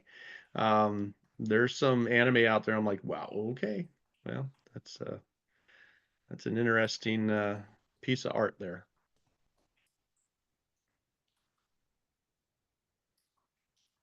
Pigeons are fine. Yes, pigeons are great. Pigeons are cool birds. So just put more pigeons over the ones that you don't like. Flat pigeons all over it. I don't know. It's a good conversation starter. Yeah, just have a yeah, I mean, there's a conversation starter. Why do you have so many pigeons on your tablet? Yes, that's great. Someone's definitely going to comment on that about your pigeons. So just carry your iPad around like that right Yeah. in front of you. And then there's your conversations. You don't even have to do anything. Anyway. All right. I don't want to eat up all the time because I know that Ananya wants to do a presentation. So Thank you so much for offering like your experience and your feedback, your advice, tips and tricks, everything. oh, you know, yeah, Yippee. so I'm here for you all. You know that. That's why I faculty mentor this WIA at UCF. I think it's important, and I think what you guys do is important, and I think you need to have this community. You know, we started this, what are we at, 6 years now? You know, with a group of students, and you know, we keep working on it and working on it. And I think that, you know, Doha and all the other officers in the officer corps are doing a fantastic job of keeping it going and running forward with it. You know, and I appreciate every one of you signing up to be and going to LightBox. It shows that there's an interest there, and we can continue doing this from a yearly basis too. So, you know, if you guys have questions, you know where to find me. I'm always in the building somewhere. So, anyways, I'm going to get off. I'm going to go eat dinner. So, Enjoy your dinner. thanks. Enjoy. Thank you so much. Yeah, You I'll earned talk it. to you all later. I'm sorry, Gabe. What? I said thank you. Oh, you're welcome. Anytime. You guys all have a great time. Again, the last thing I want to say is enjoy yourself. Enjoy the experience of LightBox, especially if you haven't gone to a big conference before. Really drink it all in, right? Mhm. Absorb a lot of what's happening, because this is kind of the way this world works that we live in and we're going to be working in. Conferences are a really big thing. Not just LightBox, but SIGGRAPH and GDC, and the list goes on of all these big, you know, conferences that you can go to. And I will just plug that ITSEC is going to be happening in the 1st of December. If you're interested in that, you can come and find me, and we can talk more about that. That's simulation and training, and they do a lot of hiring for those types of positions there also. So if you're interested in more of the simulation and training and modeling for those types of things using real-time systems and blah, blah, blah, it's called ITSEC, I/TSEC. It's the largest convention for simulation and training in the world, and it takes place every year at the Orange Convention Center, Orange County Convention Center downtown. So anyways, you guys have a wonderful evening. I will see some of you tomorrow in class and next week. But for those of you that won't see me, have a wonderful trip out there and enjoy the time. Thank you so Thanks. much. All right, Good we'll see night. y'all. Thank you. See You ya. too. Bye. Thanks. Bye. Bye. Awesome. All right. Can everyone still see my screen? Yep. Yes. I like dipped out of the call for like a second, like my Wi-Fi shit itself, but you know. All right. Continuing on the topic of the convention and stuff, we encourage everyone to download the LBX mobile app, which is available on the Apple Store and Google Play Store.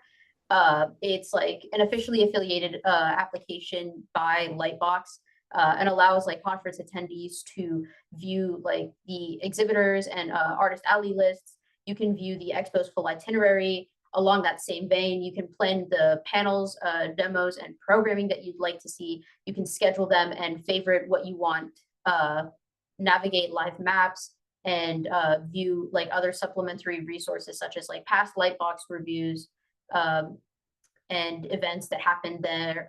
Like they have like recordings of some things, as well as like there's general like FAQ stuff, help, resources that are like local, et cetera, et cetera. So look into that. and we'll now be hearing from our other speaker, Professor Shenoy, on planning for efficiency for the convention. Hello, hi guys. I think some of what I've covered in the presentation has been covered so far by Cabrera and by the other students. But I also, before I start my presentation, I'd also like to tell you guys, so there are portfolio review lotteries going on right now. I don't know if you've got that info yet, but definitely, the deadline for those is tonight. So right after you leave this meeting, you should go on the Lightbox site and sign up for the portfolio review lotteries that are relevant to you. It's on the Lightbox site. You can find it really easily if you go there. So sign up for those lotteries because those are times where you can get your portfolio reviewed for 15 minutes or half an hour by someone who's just there to do that, just there to review portfolios. So make sure to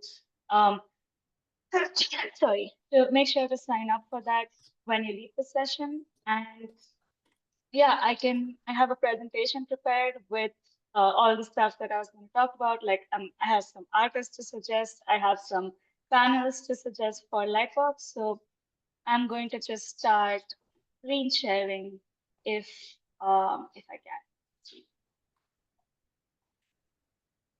Yeah. So I have this presentation about navigating Lightbox Expo. A lot of this stuff has been mentioned. Have your portfolio downloaded, QR codes, and research, always research the artist, like research whoever's presenting. And also, I follow quite a few artists on Instagram, on LinkedIn. So research them.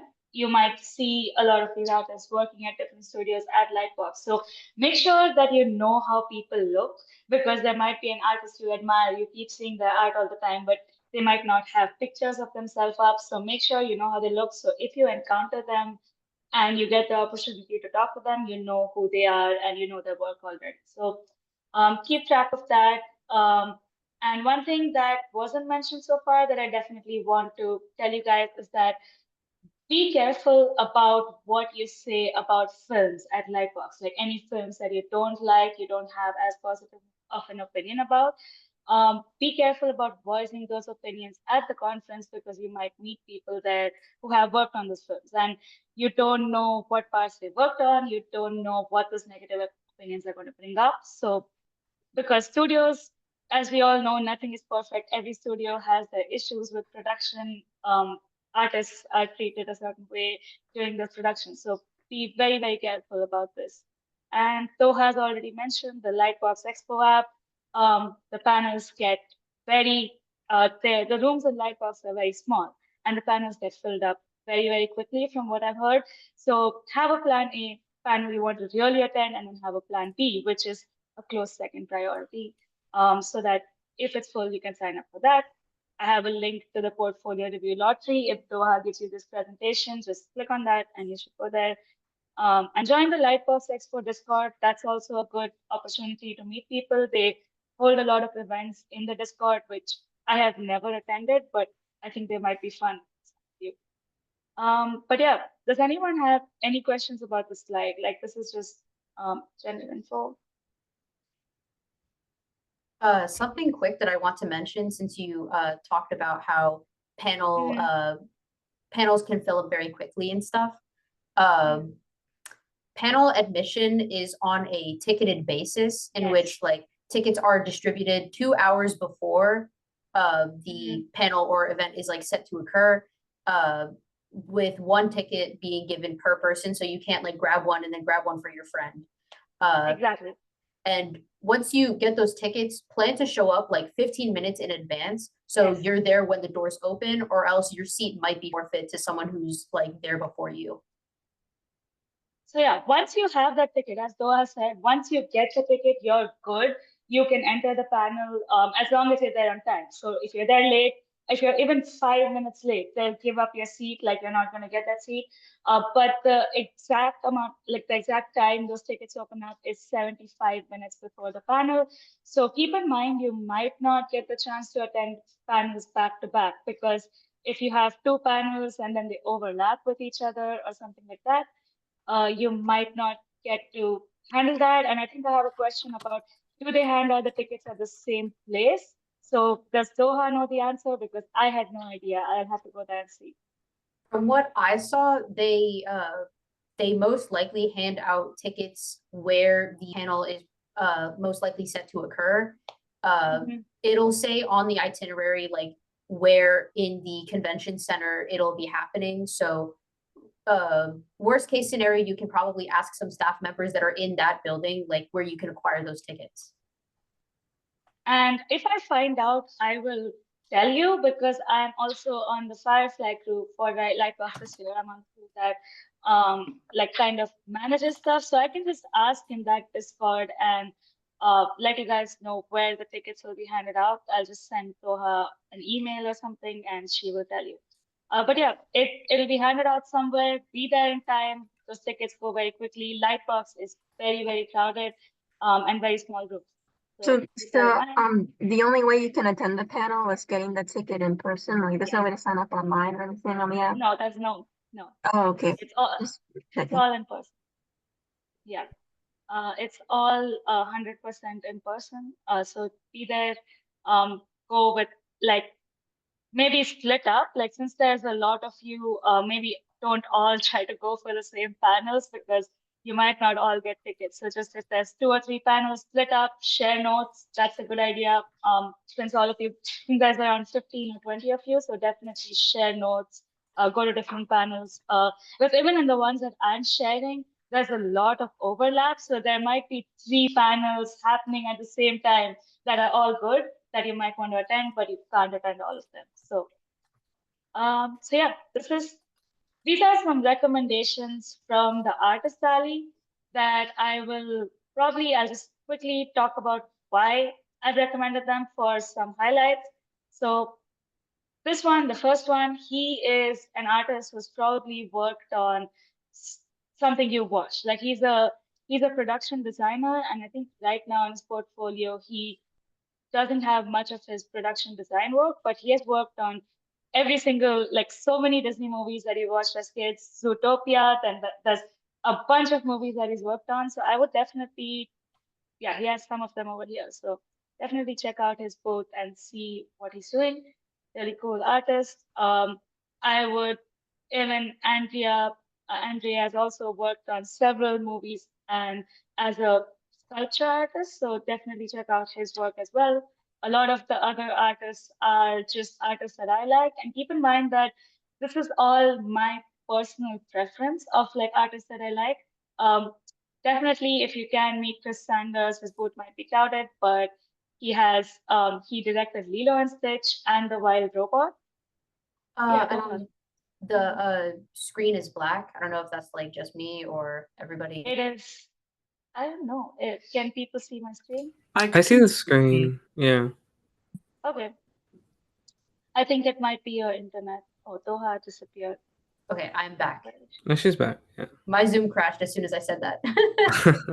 I think it's your Zoom. Can you see my screen now? Yes. Okay, perfect. So yeah, definitely drop by. Chris Sanders probably will be very, very occupied, but he directed Lilo and Stitch.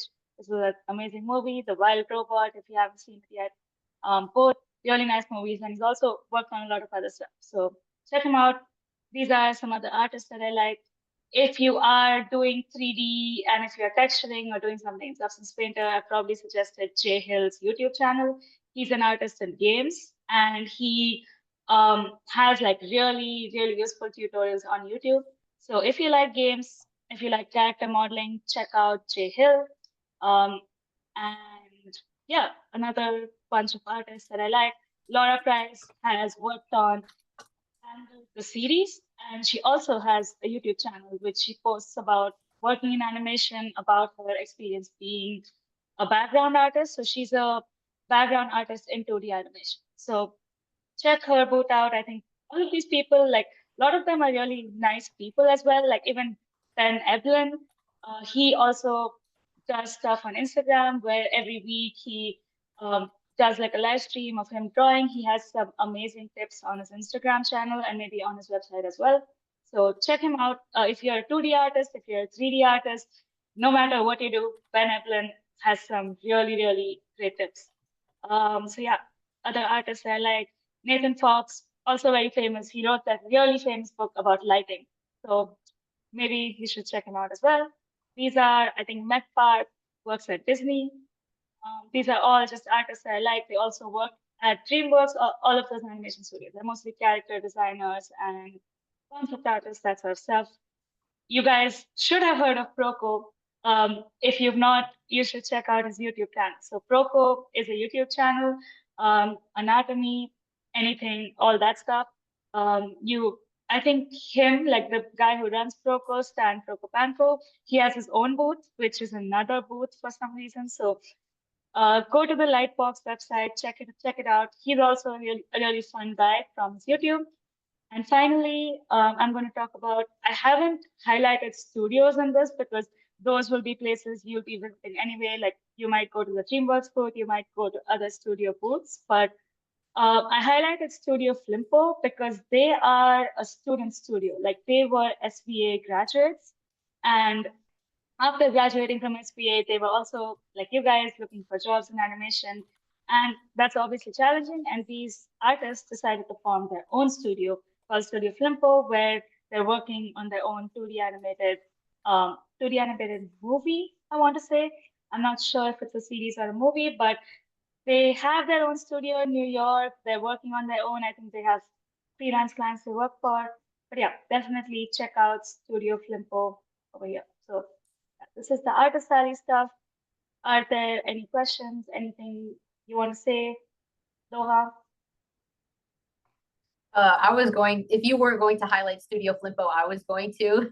Yeah, exactly. Like I would 100% check them out because they started off in a very similar place you guys are, and they were like, okay, yeah, we are good artists. Let's just make our own studio. And I know a lot of studios that started off like this. In the US, it's Studio Flimpo. And I know a lot of people from my undergrad university who've done this and who are in India right now, but have clients in the US. Like they get their money from freelancing with US studios, and they also do their own fun stuff on the side. So I can share some of those websites if you guys want, because they're also cool to check out, but they're not coming to Lightbox, but they're also really cool to check out. I see a question from Mackenzie. Are you still able to get a portfolio review? So I would say yes, because you can ask for portfolio reviews at Lightbox from whenever it's appropriate. So in this situation, like you have to read the room. Like you have to, if you're talking to a recruiter or someone who is senior to you in the industry and you happen to have a conversation with them, and if it comes to them seeing your work, like if they want to see your work, and you show it to them and they are senior to you, they can give you advice. It's maybe not an official portfolio review with them, but if someone wants, if it's appropriate in the conversation that you're having and they ask for your portfolio, they might give you advice that's helpful. So I would do that, but never just when you're talking to people and it's not an official portfolio review, don't just be like, can you review my portfolio? Like that's not polite. They probably don't have the bandwidth to do that. So always read the room, read the situation, and if there's a time when someone is talking to you and you think they might be willing to review your work, definitely take that as a portfolio review, take their advice, and follow the same rules that Doha talked about earlier. Like pay attention, take their feedback, never, when you're getting a portfolio review, never justify why you did things. They might be like, this doesn't work, and you're gonna be like, this was my intention. Don't do that. Like just if it's something that they're trying to clarify, answer their clarifications, tell them why you did it, but never try to justify why something doesn't look right or why something is not good, like as Doha said earlier. But yeah, definitely can get unofficial portfolio reviews. Lightbox is the place for that. Yeah. Okay, so next thing, final tips. Let me see if anything was already covered. So we've covered this. Another thing that I want to mention is I do not know where to find this. I tried to find this out, but I do not know which panels are recorded and which are not. I would say keep checking the Lightbox website. I'll let Doha answer this in a second, like if she knows, but basically some panels will be recorded and they'll be put up later, but a lot of them will not be. And you have to keep checking back and seeing which ones will not be, because obviously if something is not being recorded and you really want to attend it, that's your first priority. So do you know, Soha, how to find out which ones are recorded and which ones are not? I'm unsure if it's listed on the itinerary. If you go to the Lightbox website and check out the itinerary, it's been live since I think like late September. You can see all of the like speaker events, demos, showcases, screenings, all that stuff.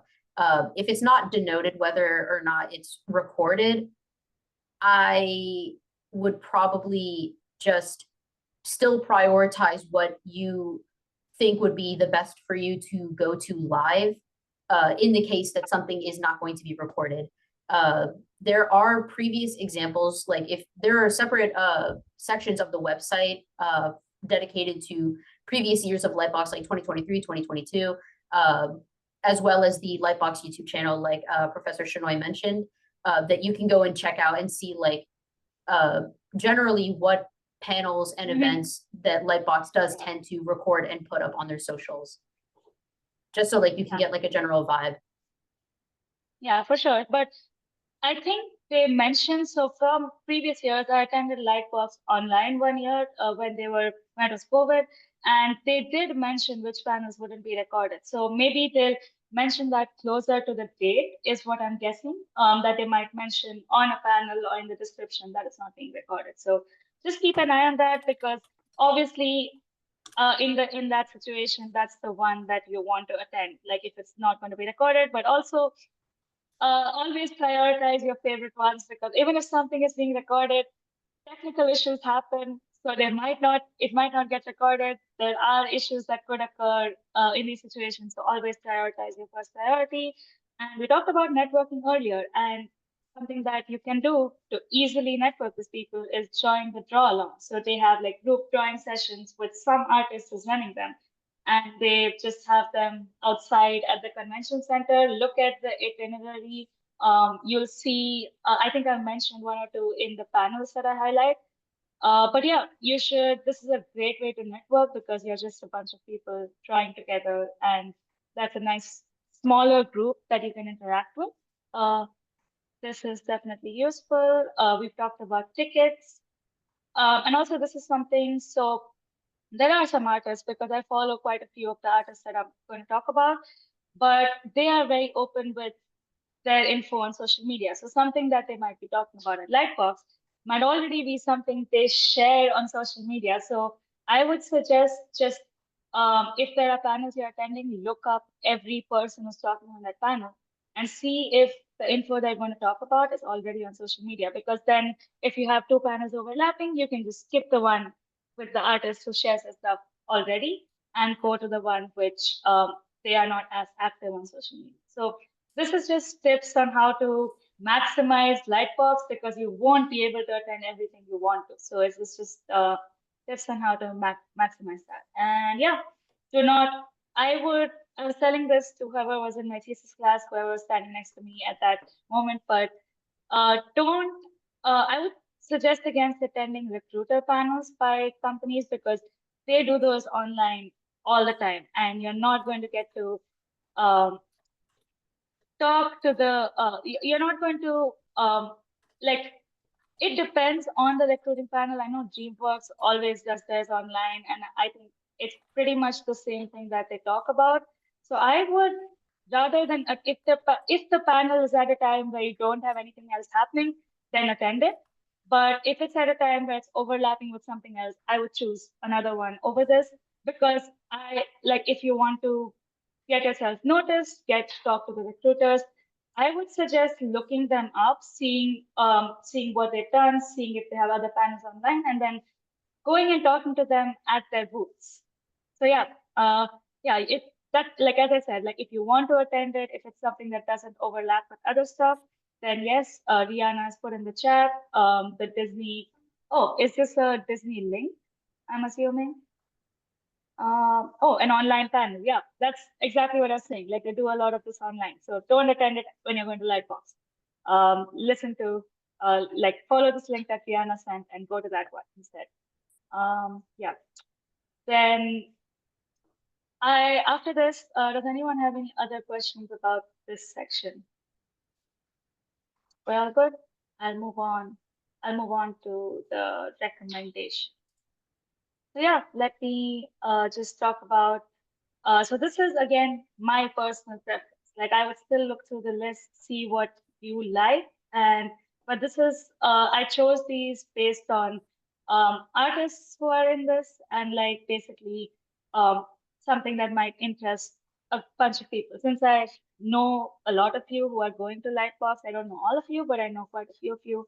So based on your interests and based on what the artists that I like, I've kind of put together this. Production design, I don't know any of the artists on this, but I've heard of a lot of them, and I think that and production design and art direction is something that's really good to attend talks about. I think production design is really fun, so this is a great talk to attend. Prashant, he has an Instagram channel where he does character art and all that stuff, and he's a amazing artist, and he also has really cool process. He has really fun process videos that he does of his art. And I would definitely recommend attending this talk because I don't see him doing as much stuff online, like sharing his process. So I think this would be valuable to attend. So this one. He was a previous speaker with our collective of WIA last year at Oh, wow. our creative mixer. That's nice. So yeah, maybe if you connected with him then it'll be nice to attend this talk, or maybe it's something you already talked about in this talk. So I don't know about Check out that. our YouTube channel. Yeah, maybe don't attend this one. I didn't know that he was a speaker, but if he has spoken, maybe this is not maybe you shouldn't attend this. Yes. So this one it seems fun. It's a 2D film, and I recommended this because I like Joel Crawford. So he directed Puss in Boots, the new Puss in Boots, and he like it's just so funny because that whole year I just saw him doing like 10,000 talks at different universities. He was just everywhere. So he's a fun guy. I attended a talk by him at SCAD as well. So he was at the SCAD Film Festival. He's a really fun guy. I don't know who the other speakers are, but would definitely recommend attending this talk. Oh yeah, okay, Alondra is leaving, that's fine. Then Pixar, I attended a talk by Pixar in one of the online LightBox Expos. And Diana is an amazing artist. It was a very good talk. The one that I attended was about animation and about storytelling through animation and all of that stuff. So I would attend Pixar. This seems like a really good talk to attend. And yeah, this one, Art of Wanla, again, Armand Serrano, the artist that I highlighted earlier, he's worked on basically every single film you've ever watched from any of the big studios. He's been a production designer on a lot of films. So I would say if you have to choose, maybe choose the Pixar one, because I've attended a talk by this artist before, and it's very, very valuable. So maybe choose the Pixar one if it's at that slot. This is created by humans. All of you use Procreate. You all enjoy Procreate, so I would definitely suggest this. All great artists. Chinna Zhang, she worked on the other social media app called Kara, the artist app that got pretty famous some time ago. So I would check out this talk. I personally love Tonko House. If you haven't seen their work, you should definitely check out their work. They're also an indie studio. They didn't start like you guys, like they started off as artists from Pixar, but their work is really nice. I love the style that they have. Check out their series Oni on Netflix if you haven't already. But this one is great. You all probably know the Bancroft brothers. Yeah, I love Tonko. Yes, exactly. So Bancroft brothers. So this one is something that I wanted to talk about. So the glass worker is something that that you guys might not have heard about, but it was a very, very indie film from Pakistan, which is in South Asia. And it was indie and it's become mainstream very recently, which is when I heard about it. And I'm going to say very, very difficult to be in South Asia. As someone from India, it's very, very difficult to be there and have a film. It's very difficult to get funding for this. It's very difficult to have good films go mainstream. So I haven't seen this film. I do not know how the film is. I don't have an opinion on the film, but I'm going to say yes, they are hosting a screening of it, which is also in my later recommendation. So yeah, I would say attend this and see how this guy did it, because I do not know how Usman Riaz did it. Because there are a lot of films from India, from other countries that just don't become this mainstream, even though they're really good. So I would see how he marketed himself, how he made it mainstream, and how he got it to work. So definitely attend this. Highly recommended. And yeah, Nickelodeon. You guys all know I enjoy Nickelodeon. What they do with their style and all of that stuff. This is fun. Just attend it if you have the time. Um, okay, that's a lot on Friday. Jorge is amazing. If you've not seen his films, you should definitely watch them. So he's directed Tree of Life or the Book of Life, I'm not sure, and also Maya and the Tree, which is on Netflix. 100% check out his stuff. And he's also a fun guy. I follow his Instagram. Very funny guy. I think it'll be a fun talk. Yeah, Tonico Pantoja, also YouTube. So, oh yeah, Doha shared the trailer for the Glass Workers. So yeah, definitely Tonico Pantoja. A lot of you might follow his work on YouTube. I don't know why I recommended this, but I just thought it'd be fun, I think. So check it out. Then all of these are screenings. I'll be hopefully attending all of them. The Benoit showcase, because these don't overlap with anything, they're just the last things of the day, just a screening. I would just recommend going since you're at Lightbox. And I would say it's very, very fun to attend screenings when everyone there is very into animation. Because if you just go to a theater, you have a mixed crowd, but everyone who comes to Lightbox is going to be really into animation. So the energy in the room is just very different. Like you'll get really fun reactions to everything that happens in the film. It'll just be a whole vibe. So I would attend all these screenings if you have the time. And yeah, this Saturday, attend the sketch crawl. As I said, this is just people sketching together, great place to network. Studio owners. So Maureen Fan, we've talked about Robert Kondo, which was Tonko House. Maureen Fan is the head of Baobab Studios. And these are all a lot of other indie studios which they're not mainstream, maybe not everyone knows about them, but they're doing really well. So also directing animation, Chris Sanders, Wild Robot, Lilo and Stitch, 100% recommend. Asian Queens in animation.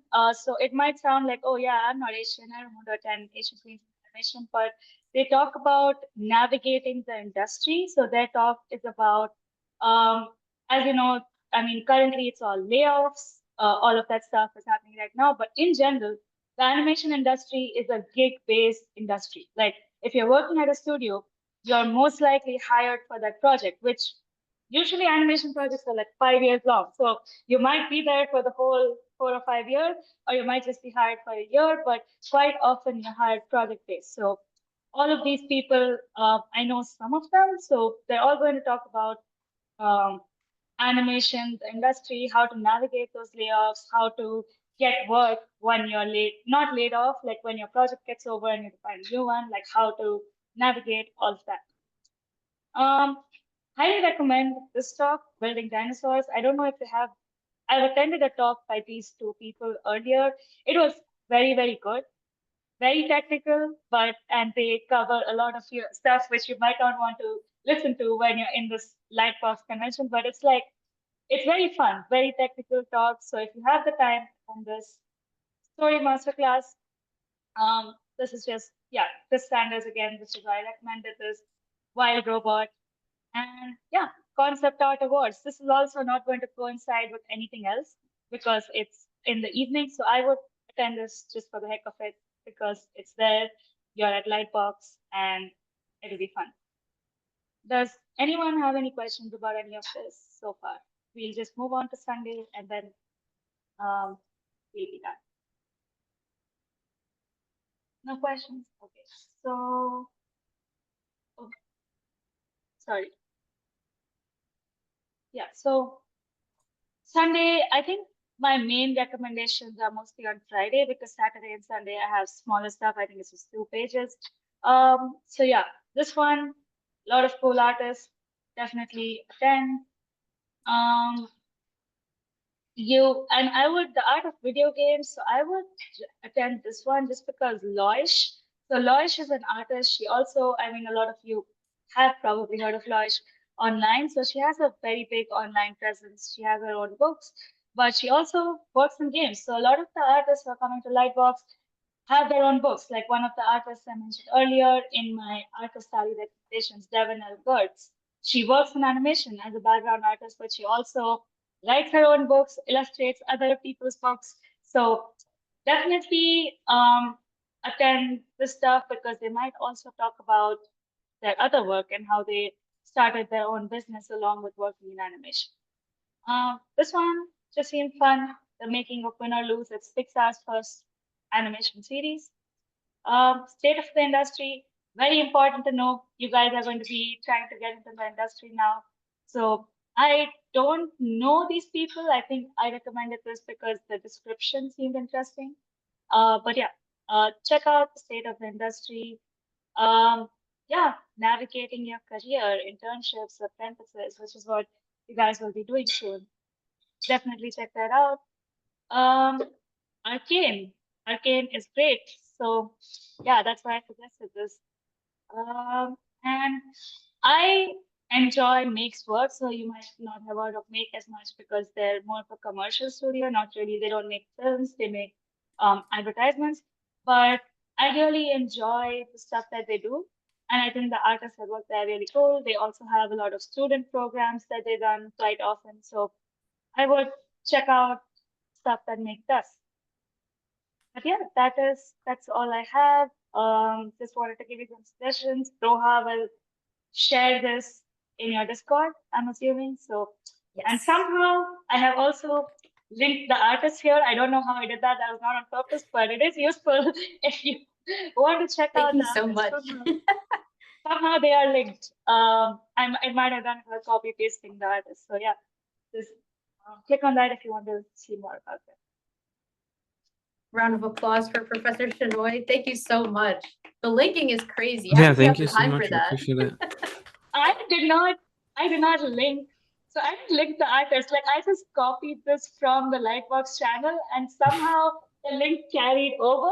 So That's the only amazing. thing I actually linked was just the Discord. I linked this stuff. Like this stuff I did link, but then and this stuff, but the other stuff just happened. So I guess you guys are lucky. Yes. It's a happy accident.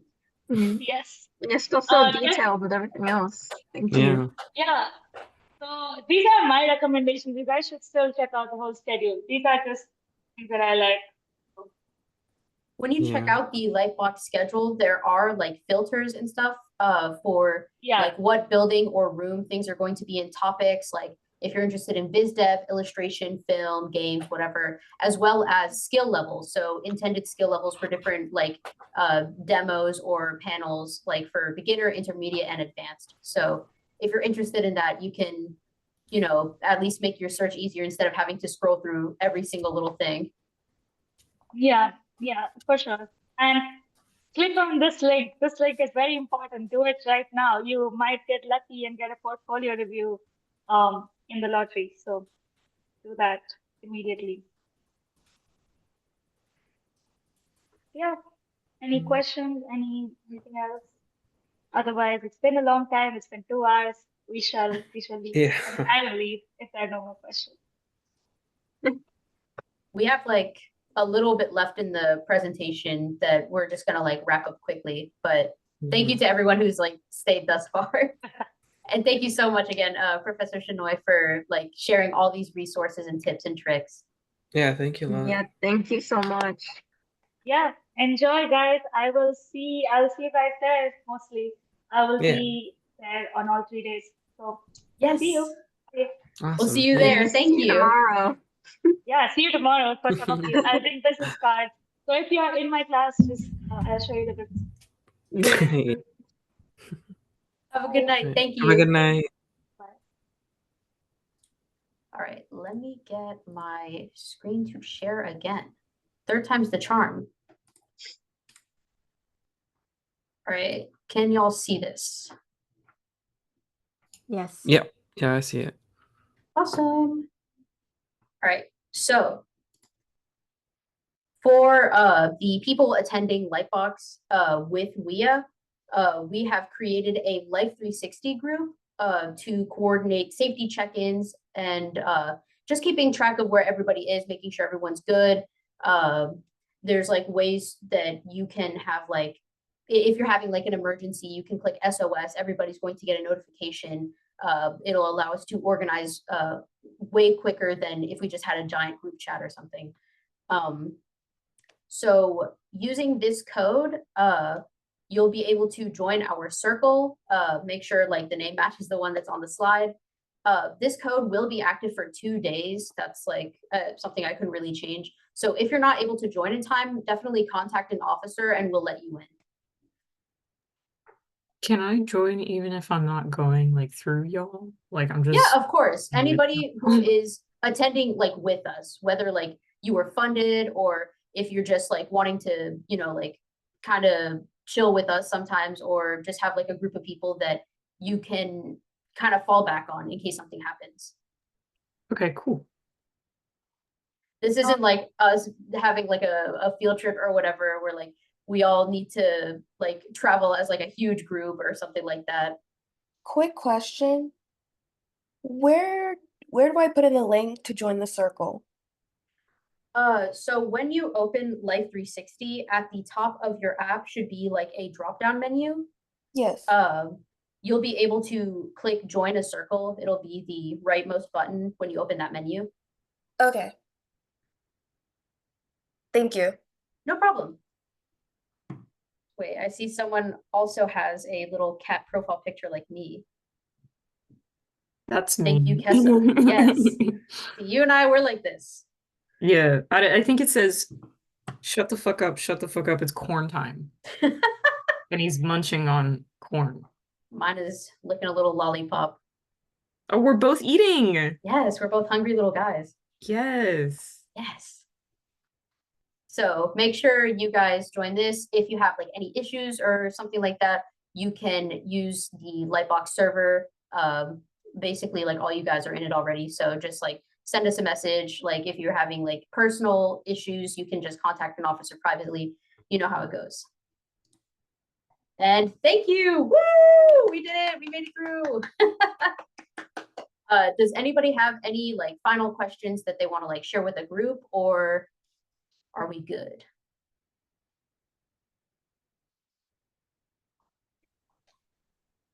I think we're good. Yes. Boss. Thanks, guys. Thank you all for Thank you guys. Thank you guys for Yeah, attending thank and you guys for staying attending. and learning, going on this journey with us. light that box. Yeah. Hit that subscribe button. But yeah, this is going to be recorded, so we will, of course, post this Mhm. later. Yes. Oh, stop that now. Who's